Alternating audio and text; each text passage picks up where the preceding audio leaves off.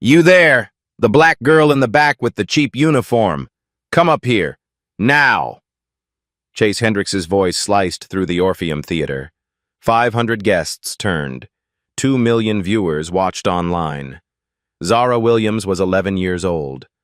Her hands trembled. I'm sorry, sir. I didn't mean... Save it. He grabbed her shoulder, dragged her into the spotlight. Let's see if you can actually sing or if you're just taking up space. He snapped at his band. Give her higher ground. The impossible note that made me $2 million. He leaned close, microphone off, but hers still on. Fail quietly, kid. The audience held its breath. What she did next didn't just prove him wrong. It ended everything he'd built on lies. 4 hours earlier, Zara had stood in that same theater with her stomach tied in knots. She lived in Compton with her mother and 2 younger brothers in a 2-bedroom apartment where the heater only worked in 1 room. Her mother was a nurse who worked night shifts at County General, sleeping during the day in stolen 3-hour blocks while Zara made mac and cheese for her brothers and helped them with homework. Money was always the question. Can we afford it? Not this month. Maybe next year. Zara had been singing since she was 5, standing in the second row of the New Hope Baptist Church choir every Sunday. By 7, her choir director, Ms. Johnson, had pulled her mother aside after service. Your daughter has perfect pitch, Ms. Johnson had said. 1 in 10,000 people can identify any note just by hearing it. She hears things the rest of us can't. Her mother had smiled, proud but tired. What do we do with that? Berkeley, Juilliard, professional training. Ms. Johnson paused. It costs money we don't have. So Zara sang at church. She sang in the school choir at Jefferson Elementary, where the music budget had been cut 3 years running. She sang in her room at night quietly, teaching herself runs from YouTube videos on her mother's old phone. Her range was unusual. D3 chest voice to G6 whistle register, those impossibly high notes that sounded like wind chimes. She didn't know this was rare. She just knew it felt right. When the letter came saying Jefferson Elementary had been selected for Chase Hendricks's charity gala, the whole school erupted. 20 choir students would perform as background vocals, real stage, television. Zara's mother bought her a new white blouse from the discount store, tags still attached until that morning in case they needed to return it. Chase Hendricks was famous for these galas, one every year in a different city, raising money for underprivileged schools, posing for photos with kids who looked like they needed saving. The press called him generous. His brand was built on being the voice of a generation. 4 platinum albums, 2 Grammys, endorsement deals with Pepsi and Nike. And at the center was that signature note, the whistle register C6 at the end of higher ground that no one else could hit. Except during sound check that afternoon, Zara had heard something that didn't make sense. The choir had been waiting backstage, instructed to stay quiet while Chase rehearsed. Zara had wandered near the wings, curious, wanting to see the stage. And she'd heard him attempt the bridge of higher ground. He'd started strong. His voice was good, trained, polished, expensive sounding. But when he reached for that famous high note, something broke. His voice cracked around A5, 2 full steps below where it should have been. He'd stopped, frustrated, and snapped at his sound engineer. Bring the track up higher on that section. I need more support. The engineer nodded, adjusted something, and when Chase sang it again, the note was perfect. Too perfect. It didn't sound like it was coming from his throat. It sounded like it was coming from the speakers. Zara stood there, confused. She had perfect pitch. She could hear the difference between a live voice and a recording. She could hear the slight digital shimmer, the way the note sat on top of the music instead of inside it. That perfect C6 wasn't Chase Hendricks. It was a backing track. She'd gone back to the choir risers and said nothing. Who would believe an 11-year-old girl from Compton over a man who'd sold 4 million albums?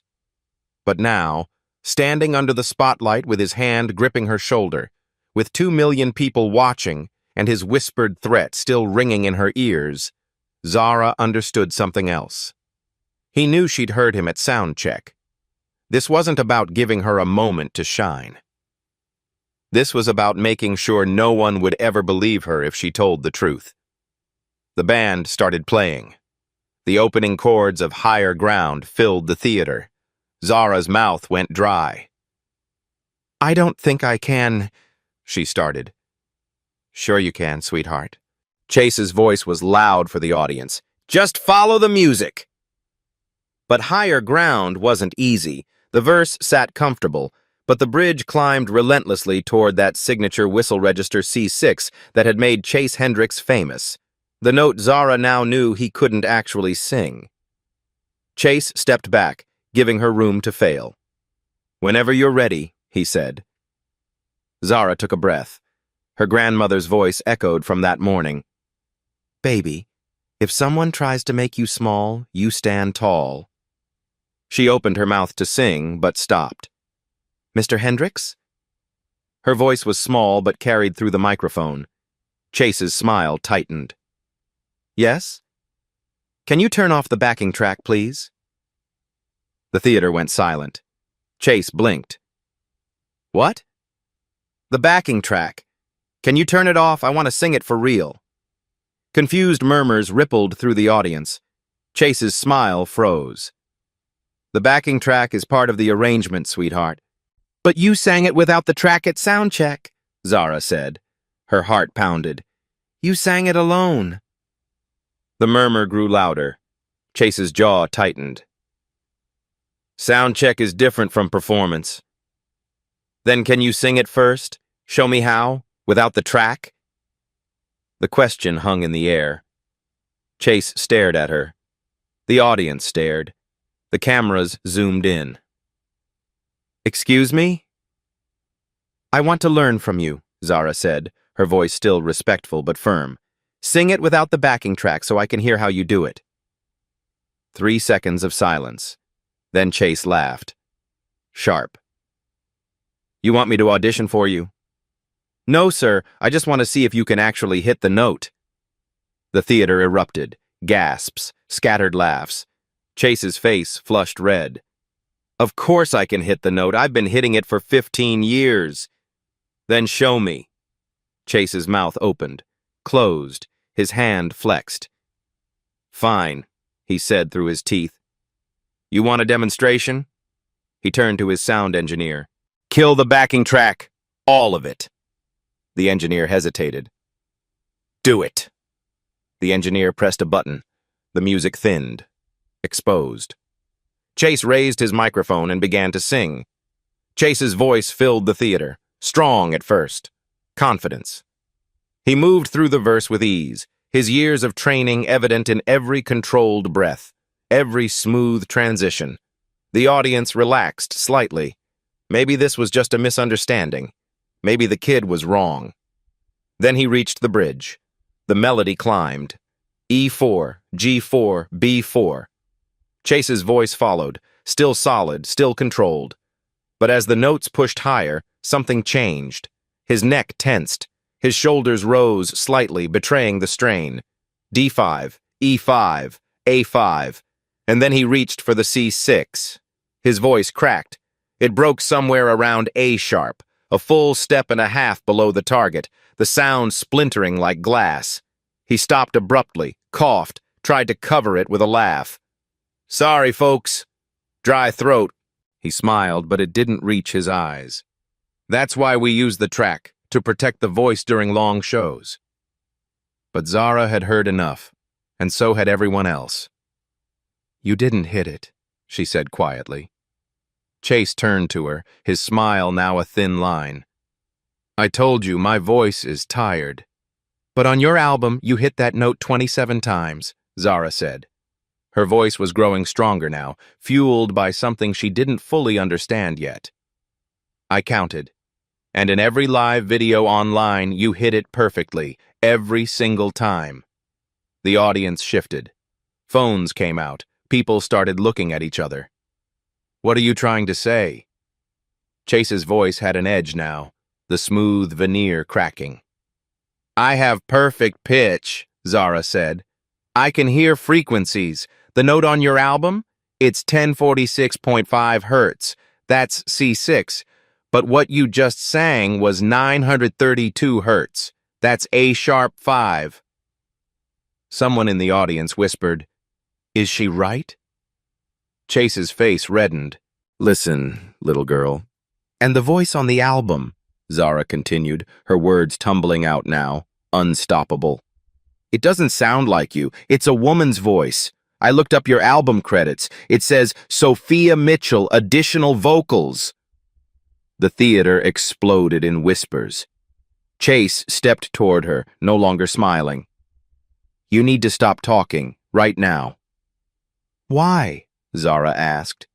And for the first time since she'd been dragged onto that stage, she felt something other than fear.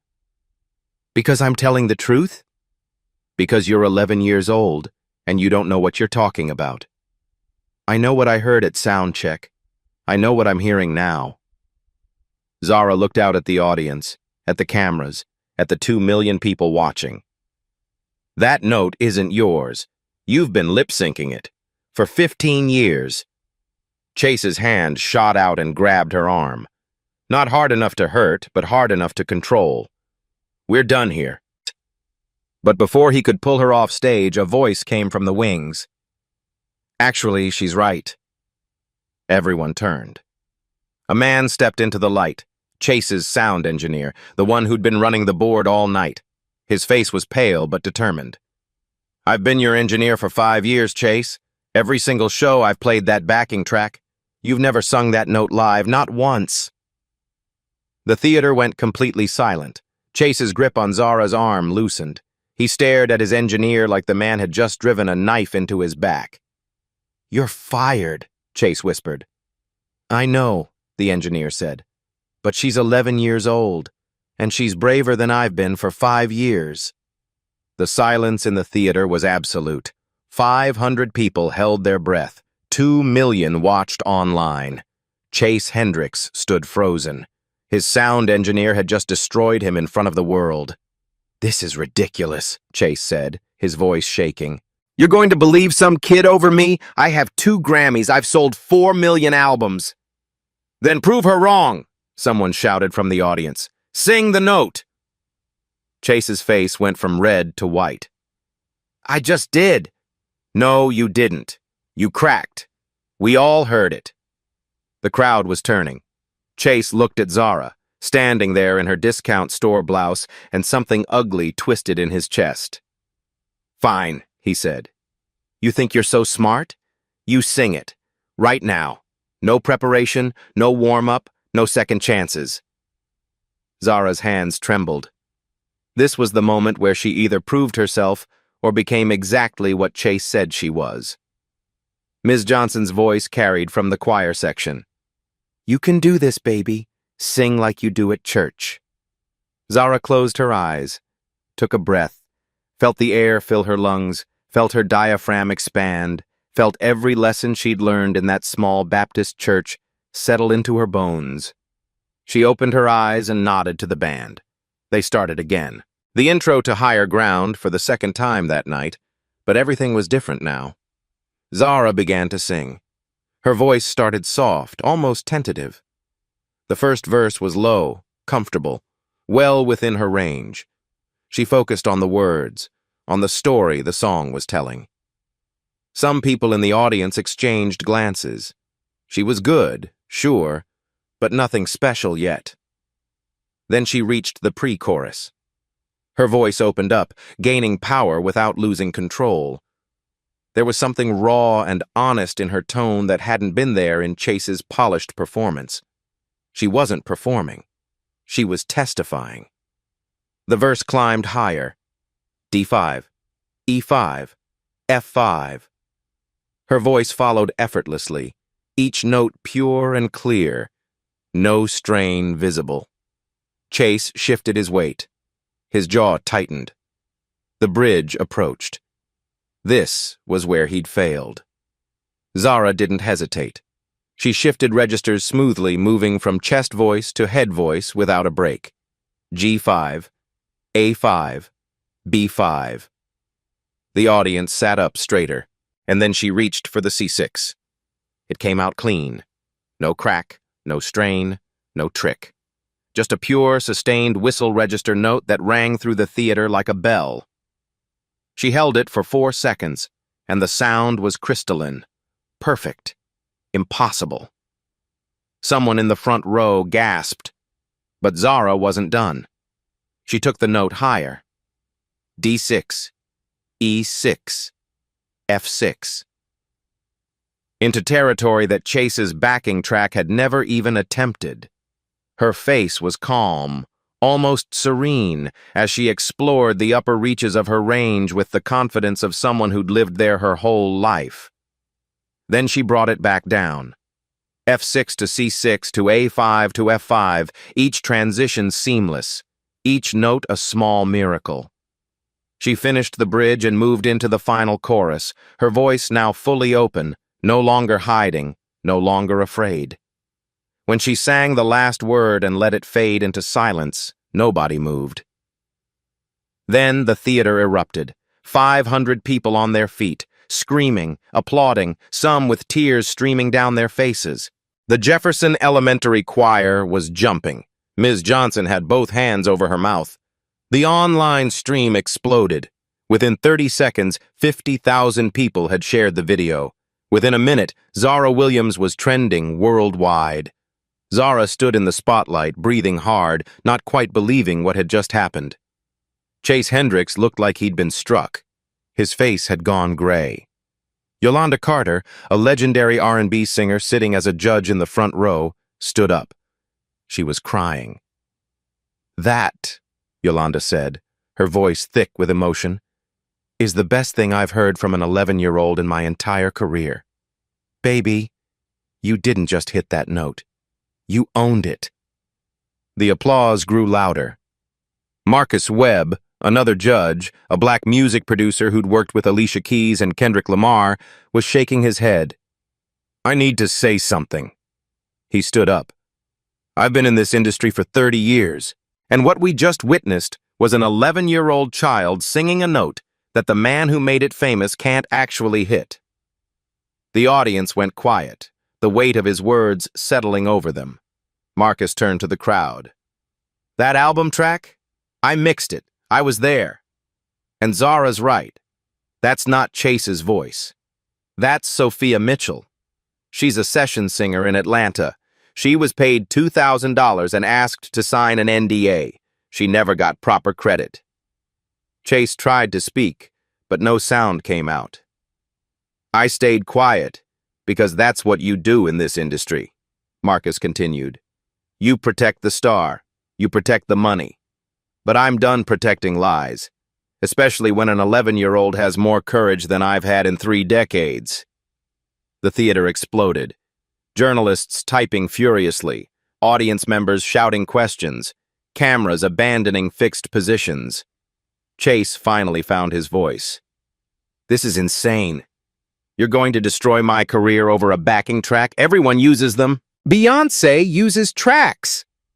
But they don't claim they're singing live," Yolanda shot back. "They don't sell tickets to live performances and then lip sync. That's fraud, Chase." I didn't," Chase sputtered, looking around for support. But his band members were looking away. His manager was on his phone, probably calling lawyers.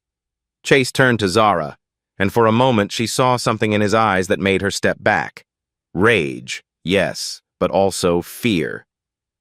"You're going to regret this," he said quietly, just loud enough for her microphone to catch. "You and your little school and your nobody teacher. I will make sure you never work in this industry. Do you understand me? Never." The threat hung in the air, caught by every camera. Ms. Johnson started to rise from her seat, but Zara spoke first. "I'm 11 years old," she said, her voice steady. "I don't work in the industry. I just sing because I love it, and you can't take that away from me." She paused, then added, "But maybe someone should take it away from you." The theater went silent. Then someone started a slow clap, then another. Within seconds, 500 people were applauding, not for Chase Hendricks, but for a child who'd refused to lie. Chase looked around at the cameras, at the ruins of everything he'd built. Then he walked off stage. The moment his foot hit the wings, the theater erupted again. People were on their phones. The live stream chat was moving too fast to read. Someone shouted, "Check Twitter, he's already trending." Not Zara Williams anymore. Chase Hendricks exposed. Chase Hendricks fraud. Chase Hendricks eyes over. Within 5 minutes, his Wikipedia page had been edited.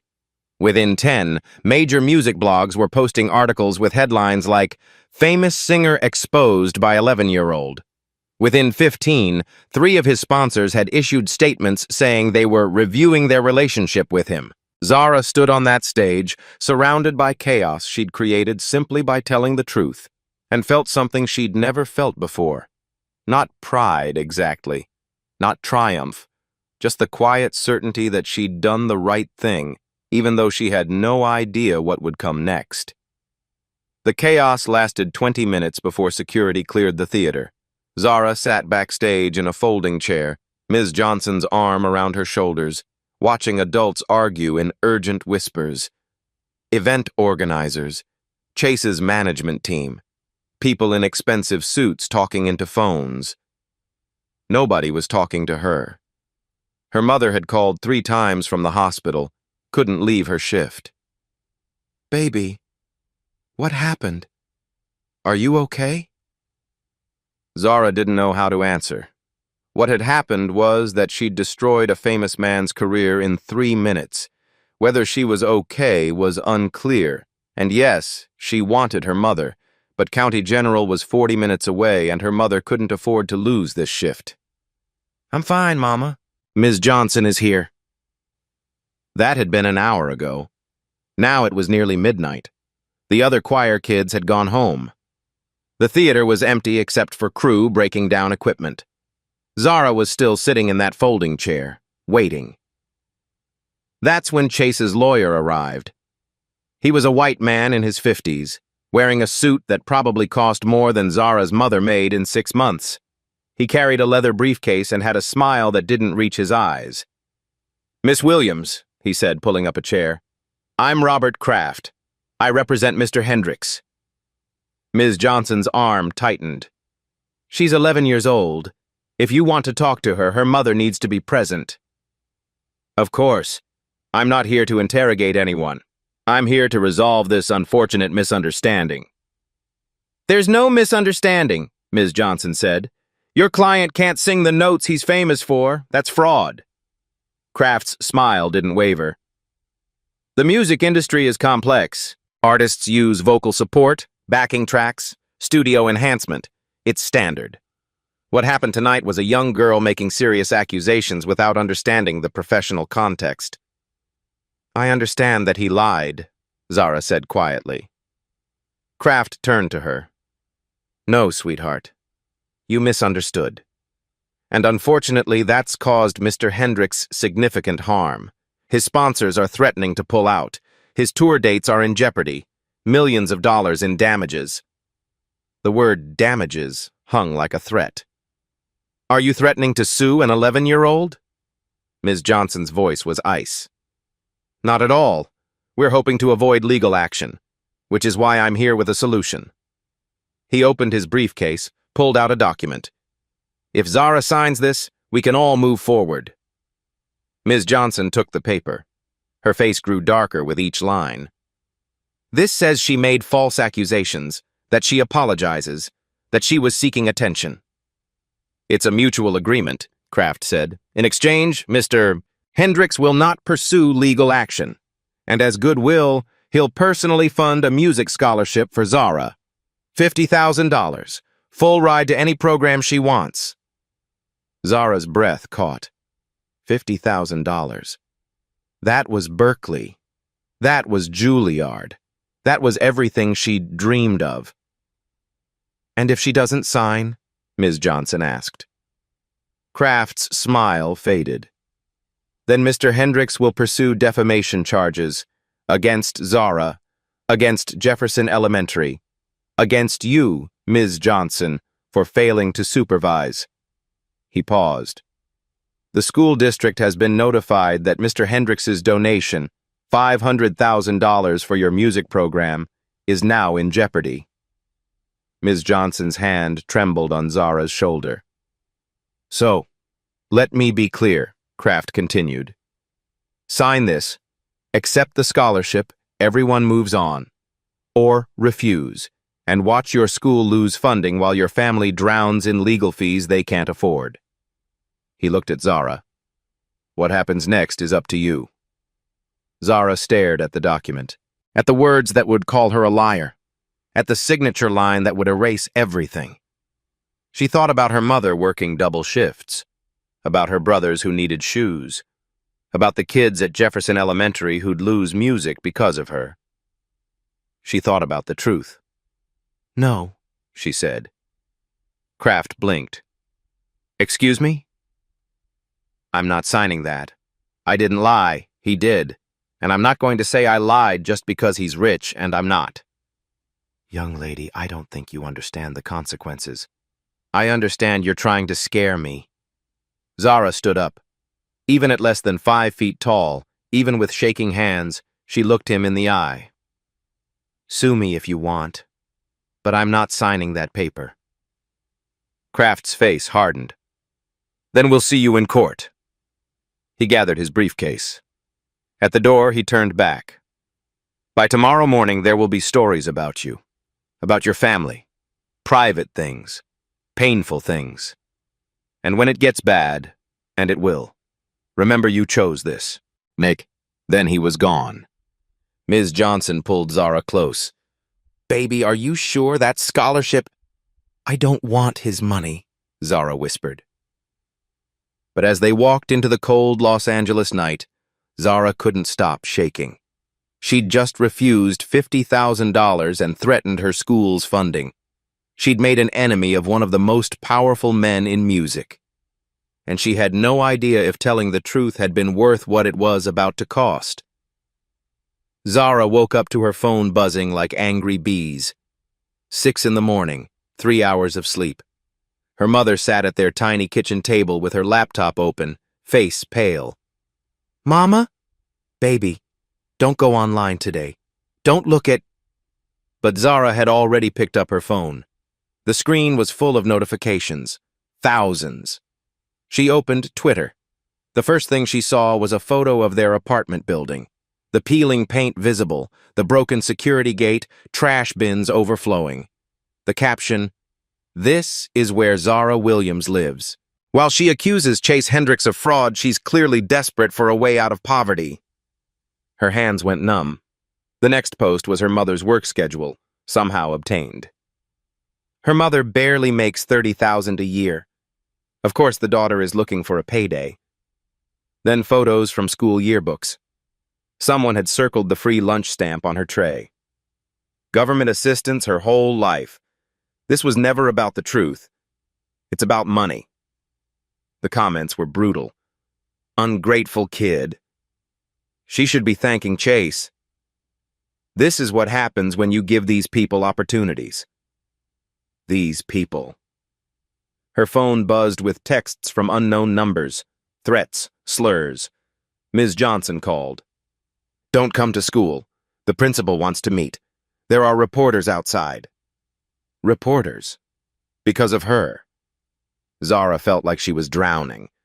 But then, at 7:15 a.m., something changed. A woman named Sophia Mitchell posted a video. She was in her 30s, black, sitting in a recording studio with gold records behind her. "My name is Sophia Mitchell. I'm a session singer. And I'm the voice Chase Hendricks has been selling as his own for 15 years. Zara's mother grabbed her hand. "That little girl told the truth last night. I sang the whistle register notes on Higher Ground and 4 other songs. I was paid $2,000 per song and asked to sign an NDA. Sophia held up a document. "This is my contract. This is proof. And I'm done staying silent while a child gets attacked for exposing what I was too afraid to expose." The video had been posted 8 minutes ago. Already 50,000 views. Within an hour, 2 million. Within 3 hours, 7 more session singers came forward, each with contracts, each with recordings, each confirming what Zara had said. By noon, the narrative had flipped. Chase Hendricks Exposed was trending with proof, not speculation. Zara sat on her worn couch, watching the internet tear apart the man who'd tried to destroy her. She wasn't alone anymore. Chase Hendricks wasn't going down quietly. By that afternoon, his legal team had filed a $10 million defamation lawsuit, not just against Zara, against Sophia Mitchell, against Marcus Webb, the producer who'd spoken up at the gala, against Jefferson Elementary School for allowing a minor to make false public accusations. $10 million. Zara's mother stared at the legal document that had been hand-delivered to their apartment at 3 p.m. Her hands shook so badly she could barely hold the paper. "We don't have money for a lawyer," she whispered. "We don't have money for anything." The lawsuit was strategic, designed not to win, but to terrify. Chase's team knew that even if they lost, the legal fees alone would bankrupt everyone involved. It was a weapon, and they were wielding it with precision. But the counterattack went deeper than lawsuits. By 4 p.m., gossip sites were running coordinated stories. Sources close to the Williams family claimed that Zara's mother had pushed her daughter to confront Chase, that the whole thing had been planned to extort money. One article included quotes from former neighbors saying the family was known for playing victim and looking for handouts. None of it was true. All of it was published. By 5 p.m., Zara's school was under siege. Not just reporters now, but angry Chase Hendricks fans, teenagers and adults standing outside Jefferson Elementary with signs. Liars. Frauds. Leave Chase alone. The principal called an emergency meeting. Zara and her mother sat across from him in his office, and he looked like he'd aged 10 years overnight. "I'm sorry," he said, "but the school board is considering suspending Zara pending investigation." "Investigation of what?" Zara's mother demanded. "She told the truth. You saw the video. Everyone saw it. The board is concerned about the attention, the threats. We've had to increase security. Parents are calling, worried about their children's safety." He rubbed his face. "And Chase Hendricks's lawyers are threatening to sue the district for negligence. They're saying we failed to supervise Zara, that we allowed her to defame their client on school time." "She wasn't on school time," Ms. Johnson interjected from the corner where she'd been standing. "She was at an evening event." "It was a school-sanctioned event," the principal said. "The choir was there representing Jefferson Elementary, which means legally we're liable." Zara felt her chest tighten. "So I'm being suspended because I told the truth?" "You're being suspended because the school can't afford to fight a lawsuit from Chase Hendricks's legal team." The principal's voice was heavy with regret, but the words still landed like stones. "I'm sorry, Zara. I truly am. But the board meets tomorrow, and I don't think I can protect you." They left the school through a back entrance to avoid the cameras. At home, the apartment phone wouldn't stop ringing. Reporters, threats. Someone claiming to be from Child Protective Services saying they'd received reports that Zara's mother was exploiting her child. It was fake. CPS didn't work like that, but it was effective. Every call was a small knife. Zara's brothers were scared. They didn't understand why angry people were outside their building, why their sister was on TV, why everything felt like it was falling apart. That night, Zara's mother sat on the edge of her bed. Her eyes were red from crying. "Baby, I need to ask you something." Her voice was barely above a whisper. "If you could take it back, would you?" Zara thought about the question. About the $50,000 scholarship she'd refused, about the reporters outside their building, about her school suspending her, about the threats and the lies and the $10 million lawsuit that could destroy their lives. "No," she said finally. "I wouldn't take it back." Her mother closed her eyes, and a tear slid down her cheek. "Then we fight. I don't know how, but we fight." But fighting seemed impossible when the enemy had unlimited money and unlimited reach. At midnight, Zara lay awake in the bed she shared with her brothers, listening to them breathe in their sleep. She thought about Chase Hendricks in his mansion somewhere in the Hollywood Hills, probably sleeping peacefully, protected by lawyers and money and the knowledge that the system was built to protect people like him. She thought about how easy it would be to give up, to sign the paper his lawyer had offered, to say she was sorry for telling the truth. And then she thought about Sophia Mitchell, who'd been silent for 15 years before finding the courage to speak. About Marcus Webb, who'd stayed quiet for 3 decades before standing up. About the 7 other session singers who'd come forward, risking their own careers. They'd all been afraid. But they'd spoken anyway. Because someone had to. Even if that someone was just an 11-year-old girl who refused to lie. Zara closed her eyes and tried to sleep, knowing tomorrow would be worse. Not knowing that tomorrow would bring something she never expected. Help. The knock came at 7 in the morning. Zara's mother answered cautiously, expecting reporters. Instead, she found a woman in her 40s, professionally dressed, carrying a briefcase. "Mrs. Williams, my name is Diana Carter. I'm an entertainment attorney. I'd like to represent your daughter, pro bono." Zara's mother blinked. "I'm sorry, what?" "No charge. Sophia Mitchell hired our firm to defend her. When we heard Chase sued an 11-year-old child, 3 partners volunteered to take Zara's case. May I come in?" Within an hour, their kitchen table was covered with documents. Diana worked quickly, pen moving across legal pads. "Chase's lawsuit is garbage," she said bluntly. "Defamation requires false statements. Everything Zara said was true. He won't win. But he knows that. This is intimidation, not litigation." "So what do we do?" Zara's mother asked. "We counter-sue, fraud, false advertising, breach of contract with ticket holders." Diana looked up. "We make it a class action. Make it too expensive for him to continue." A second knock interrupted them. Ms. Johnson entered with Marcus Webb, the producer who'd exposed Chase on stage. "I wanted to check on her," Marcus said. He sat across from Zara. Up close, she could see exhaustion in his face. Chase's lawyers had gone after him too. "I've been in this industry 30 years, Marcus said. "I've watched powerful people crush careers. But I've also watched movements start." He pulled out his phone. "Look at this." And believe Zara was trending, exploding. Alicia Keys had tweeted, "Protect that child. Listen to her truth." John Legend announced he was covering legal fees if needed. Kelly Clarkson, Fantasia, Jennifer Hudson, all speaking up. "You're not alone," Marcus said.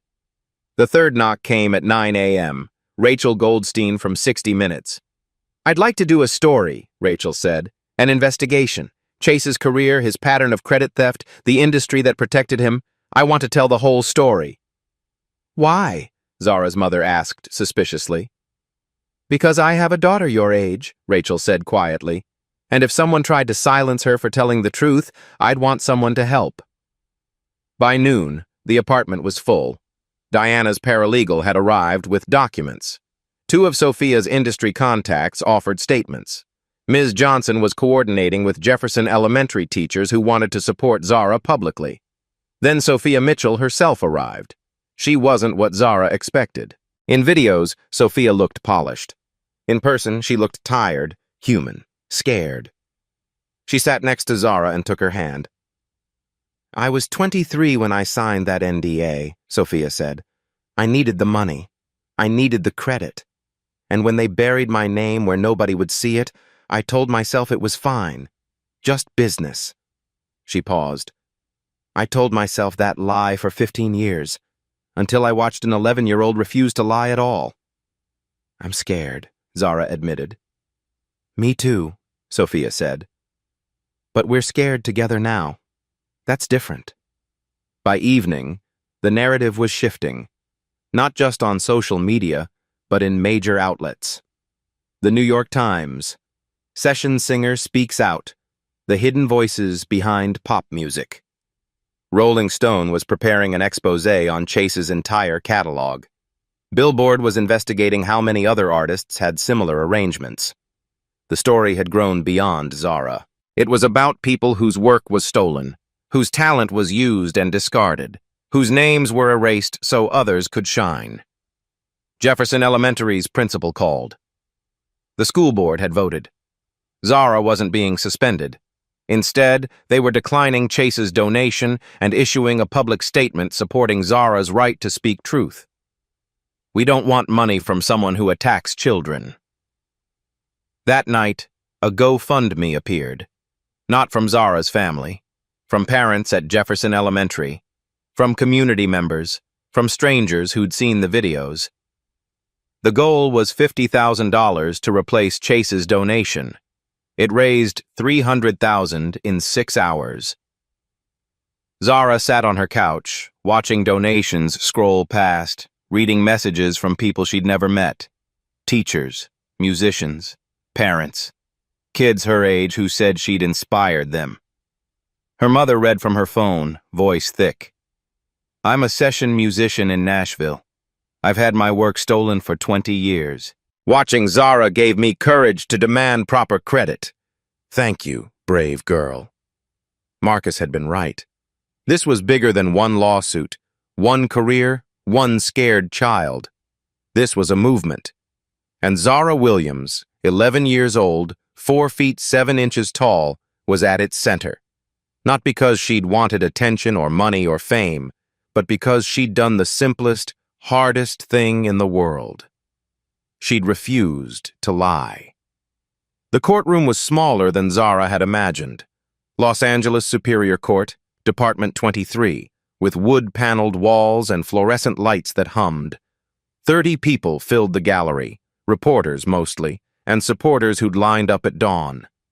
Chase Hendricks sat at the plaintiff's table with 5 lawyers in expensive suits.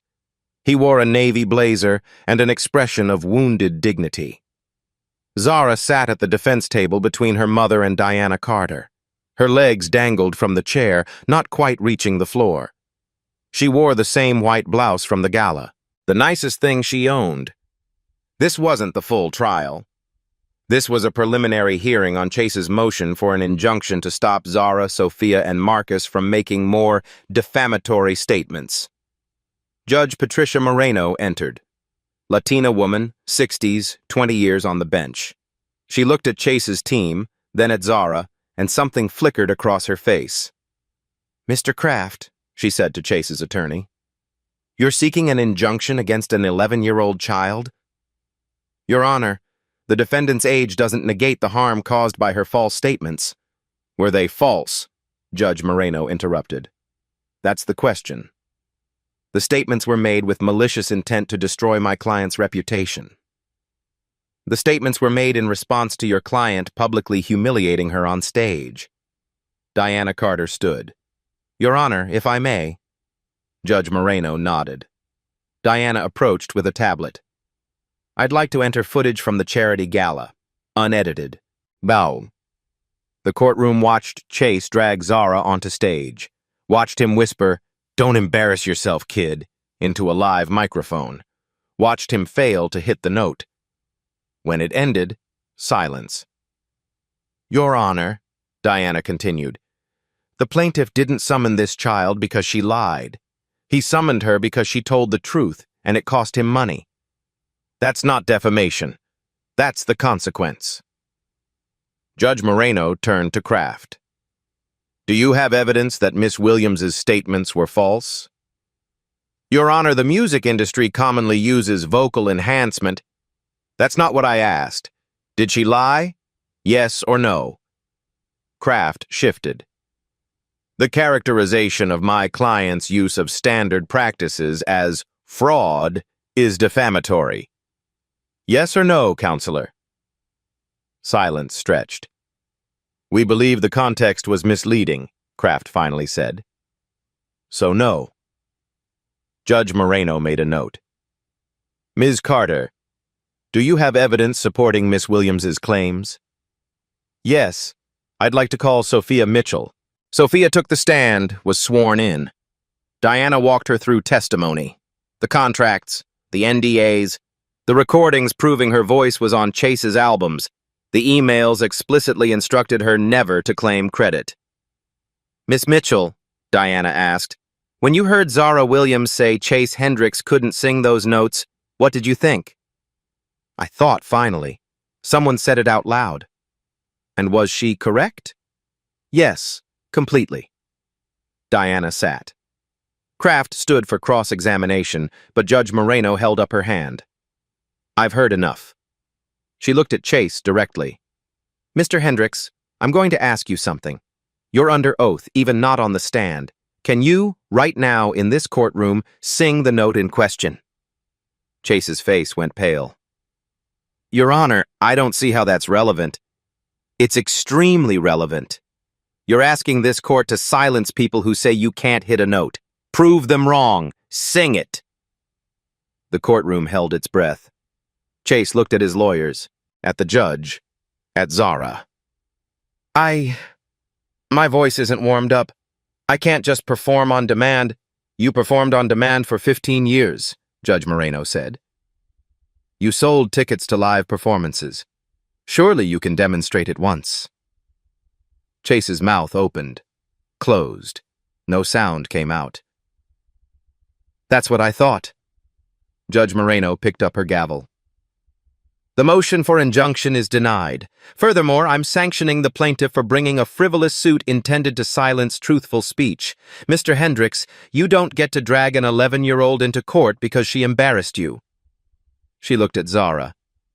Miss Williams, you're free to continue telling your story. That's called the First Amendment. It protects truth, even when truth is inconvenient. The gavel came down. The gallery erupted. Reporters rushed for exits. Camera flashes went off. Chase Hendricks sat frozen, his lawyers already packing briefcases. Zara felt her mother's arms around her, felt Ms. Johnson's hand on her shoulder, heard Sophia crying with relief. Outside the courtroom, Rachel Goldstein waited with her 60 Minutes crew.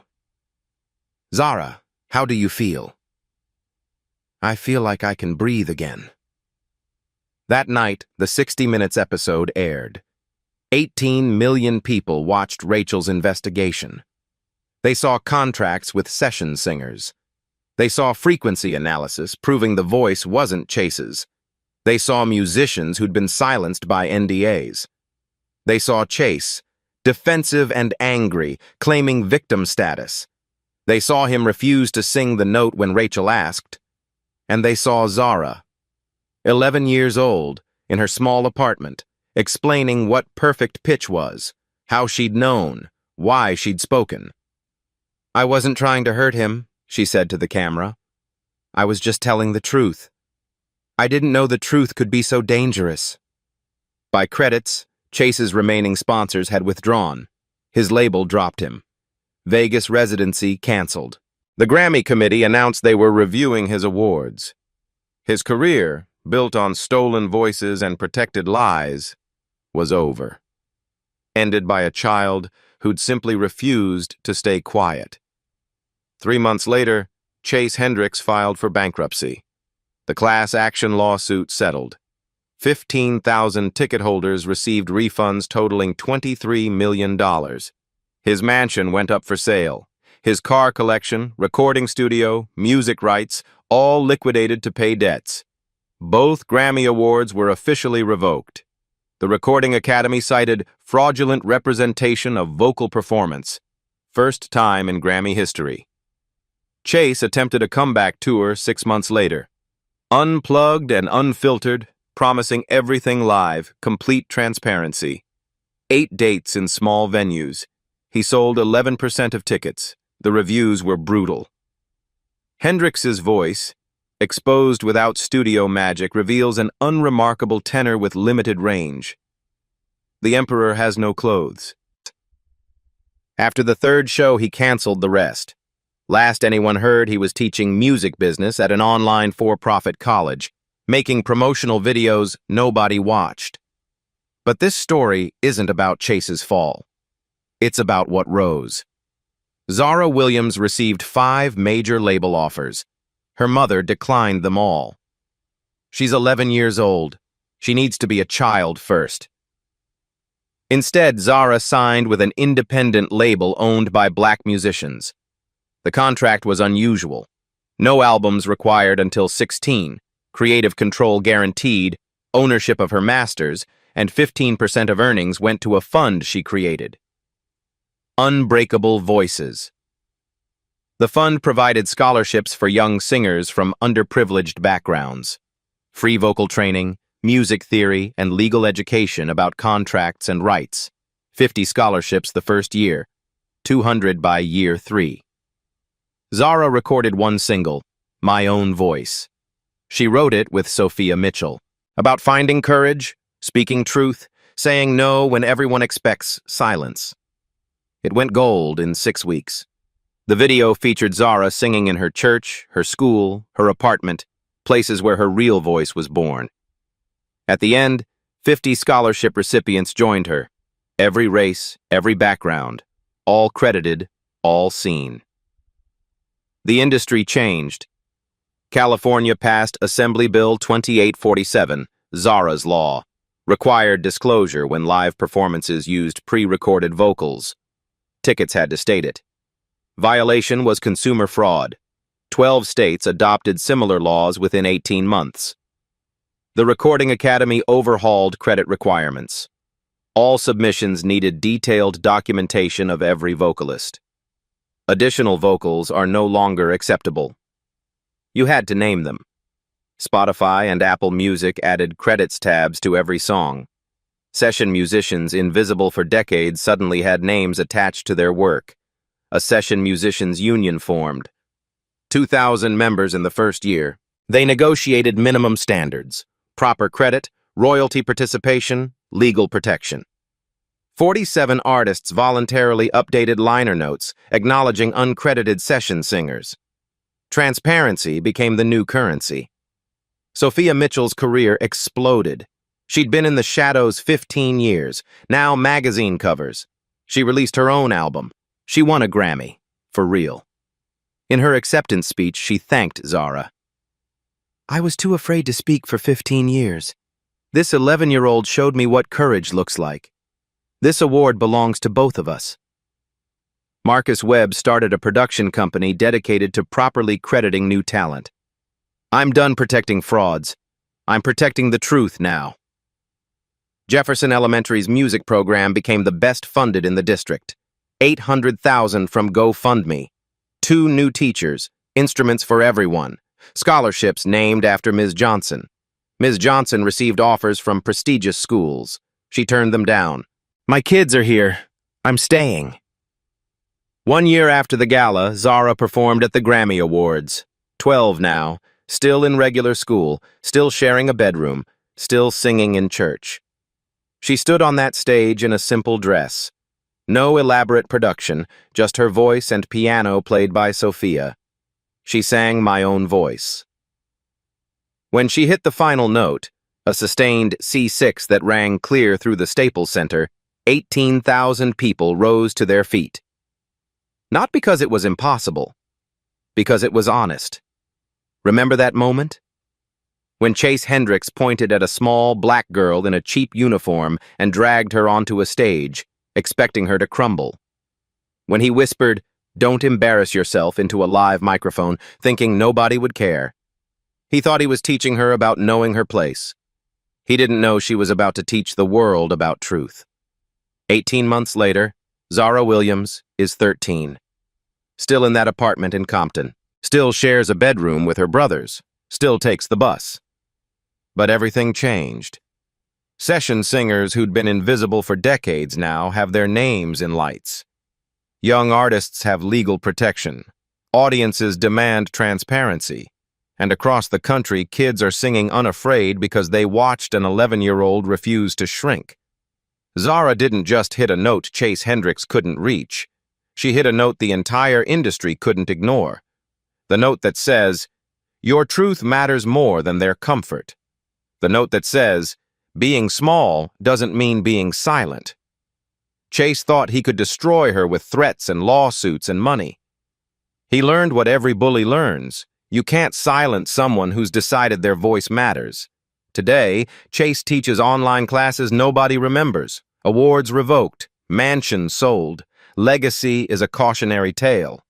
And Zara? Still just a kid who loves to sing, who does homework and argues with her brothers, who sometimes forgets she changed an industry. That's real courage. It doesn't need an announcement or spotlight or millions of dollars. Sometimes it sounds like a 12-year-old saying no when everyone expects her to fold. So here's the question. If you were there, would you have stood up for Zara when lawyers came? When threats started? When everyone said stay quiet? Or would you have stayed seated, relieved it wasn't you? Drop your honest answer below. We all think we'd be heroes, but courage is harder than we imagine. And if you've ever been told to stay small, to know your place, to accept the lie, share your story. Zara's voice was just the beginning. Yours matters too. Go back to minute 14. Watch Chase's lawyer realize he's losing. Watch his face when the judge asks Chase to sing. There's a micro-expression, pure panic, 0.8 seconds. Once you see it, you can't unsee it. If this story reminded you why truth matters, share it. If it made you think about your own voice, subscribe. The world doesn't need more people who stay silent to stay safe. It needs more Zaras. Maybe that's you.